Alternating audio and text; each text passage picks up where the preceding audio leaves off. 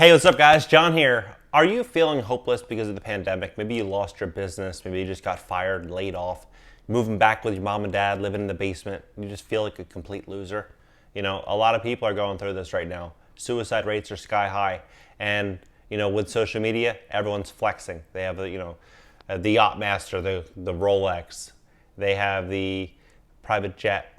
So they're portraying that they have this $1 million lifestyle and their life's so great and they're so smart and you can only hope to one day reach that level of success. Well, in this video, I'm going to explain why that's complete bull and why these people, most of them, will go bankrupt if your idols are real estate investors over the next 12 to 24 months. So please hit that like button. It's really great for the algorithm. It pushes out my content more, and we'll be able to help more people learn about real estate, business, and passive income. Also, please subscribe, and you will not regret it. Now, let's begin. Let's say that your idol, his name's John Smith. Let's say John Smith owns 100 apartments, and he conveys on social media that he's making $300,000 per month because he's getting $3,000 per unit. You're like, wow, making $3.6 million a year if all the tenants are actually paying rent. And you're like, wow, I'll never be able to get to that level, ever. Well, John Smith is about to go bankrupt, and I'm going to explain why. So let's say that we'll break down his portfolio, and we'll just talk about 4 units of his. Let's say a little fourplex he bought at a 5% return. So 5% return means he went and purchased his property all cash and is receiving a 5% return per year. So that sounds great, right? And how John built out his profile, or his portfolio, better yet, was he started with one really great deal. And this is how most investors begin. They don't just start out with 100 units. You start with one really good deal, and he found a way to increase the value of that property faster.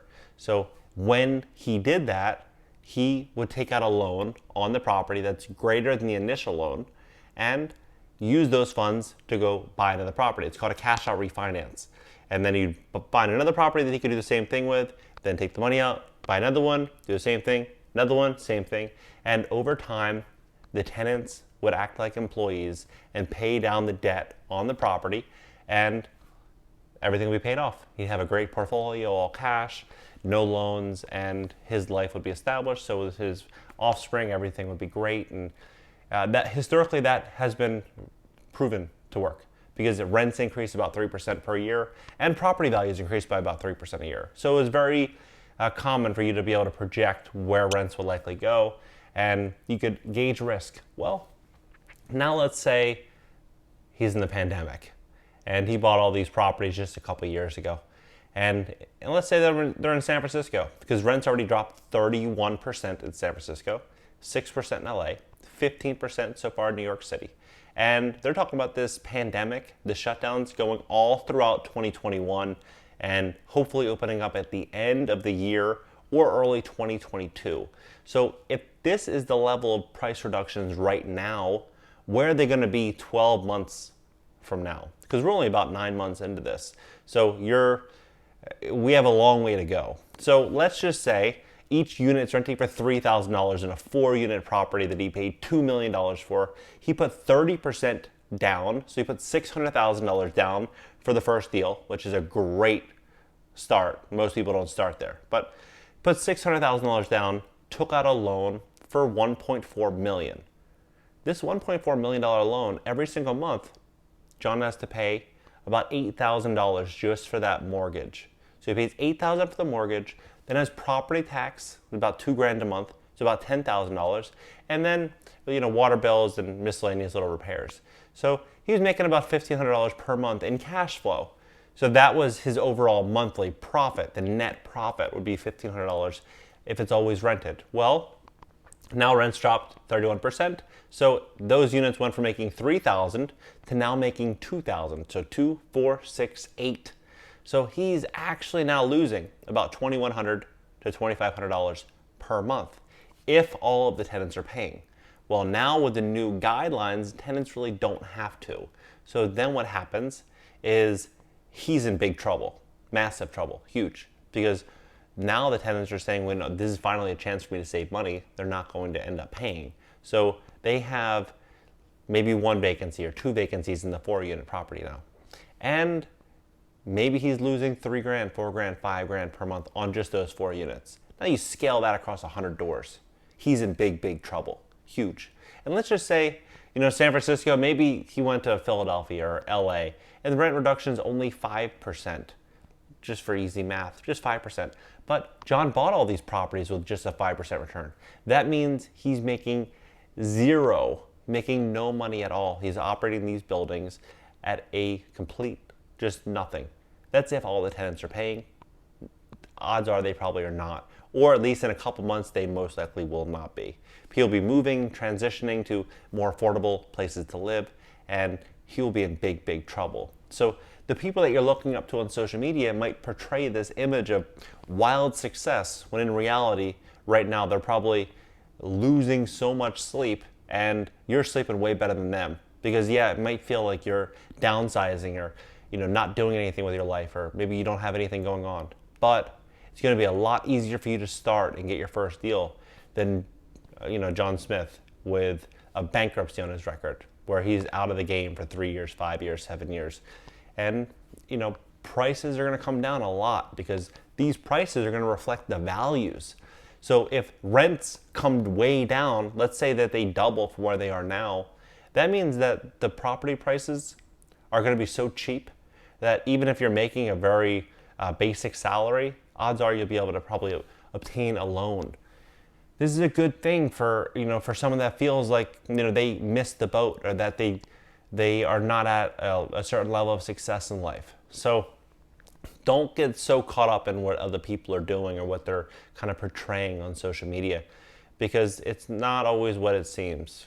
So I would always just advise you, if you're intending to buy properties in whichever market, you just educate yourself on the market. You study the market. You see who the tenants are. You understand vacancy rates, and you understand if prices are literally growing, if they're increasing, decreasing. Right now, you just want to compare it to how it's performing against other markets, and really just build out a good plan that's going to help you become self-sufficient and not be so dependent upon a job or some working income. So if you can get a property where you can live one of these units and the adjacent tenants pay off the debt on the property, and also assist you with a lot of your outside expenses like food and car insurance, this is a good way for you to begin moving in the right direction and scale up from there. But I think that we're going to see prices come down a lot in the very, very near future. And I think it'll be a great time to buy then. But right now it's just preparation time, studying time, learning time, building credit time. You might want to hop on the phone with a mortgage broker as well. And that mortgage broker, he or she will gladly help you build out a plan to make sure that you have all your ducks in a row for when you're ready to buy your first property. But don't go out there and compare yourself. Don't go out there and compare yourself. Listen, study, and put yourself in that position to win, because there's going to be a once-in-a-lifetime opportunity coming right around the corner for smart, sophisticated, and savvy investors. I made a huge mistake when I was very young. I was probably 22. Became a real estate agent, and I sold 3 houses in 5 months in Long Beach. But I was watching this TV show called $1 Million Listing, and one of these kids on there, he was probably like 26 or 27, selling all these $1 million mansions, and I'm selling these little crappy condos. And I'm like, you know what? I'll never become wealthy and successful like this person. I need to get around this person. I ended up calling him on the phone and took him out for coffee at a Starbucks. And he came and gave me like an autograph book, and like I never read the book. I wasn't like fanning out. All I really cared about was like what I could do to level my game up and make more money. And what ultimately happened was I used him as like that ceiling for what I could achieve. And what ended up happening there is that I completely took my eye off of like the big picture, which is growing wealth versus like growing commission sales and becoming a realtor and pursuing that avenue earlier. I should have gotten around to investors and I think went a different route at 22, 23 rather than a little bit later. So picking the right goals and picking the right, I feel like the right vision is going to be so paramount for people's success now going forward, especially as AI and all these new advancements in technology rolls out, and outsourcing for jobs, which a lot of employers will begin doing, it'll be much harder to grow wealth in 5 years from now than it will be in 6 months or 1 year from now. So take all this into consideration, think big, think long term, be smart, and never take a bet that you can't, really never take a risk that you can't afford to lose. So if you take one risk and you can't afford the worst case scenario, then don't take that risk.